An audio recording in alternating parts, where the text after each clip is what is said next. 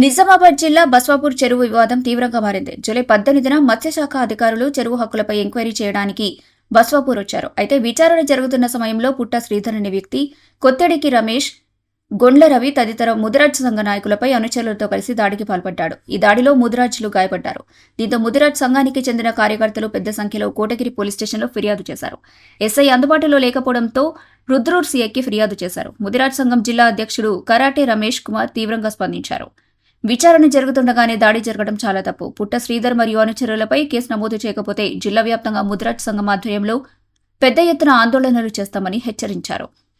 ఈరోజు బాన్సోడ నియోజకవర్గంలోని కోటగిరి మండల్ బస్వాపూర్ గ్రామ ఏదైతే చెరువుల విషయంలో గత 4 రోజుల క్రితం నిజామాబాద్ జిల్లా మత్స్యకార శాఖ అధికారులు ముదిరాజులకు మత్స్యకార పారిశ్రామిక సంఘాలు సభ్యత్వం ఇవ్వడానికి వాళ్ళు సర్వేకి వచ్చినప్పుడు బస్వాపూర్లో కొందరు పెత్తందారులు చెరువులను కబ్జాలు చేసుకొని గత 10 సంవత్సరాలుగా వాళ్ళు చేపలు నేర్చుకొని వ్యాపారం చేస్తున్నారు.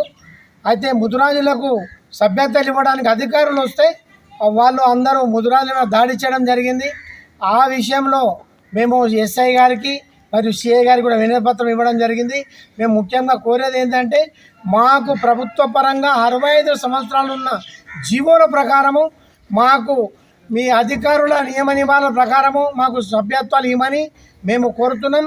మాపై దాడి చేసిన వారి మీద కూడా చట్టరీత్యా చర్యలు తీసుకోవాలని మేము మనవి చేస్తున్నాము.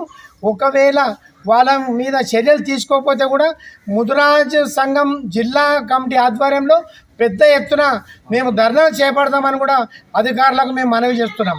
జై ముదిరాజ్, జై పెద్ద ముదిరాజ్. మరిన్ని అప్డేట్స్ కోసం మా ఛానల్ని సబ్స్క్రైబ్ చేయండి.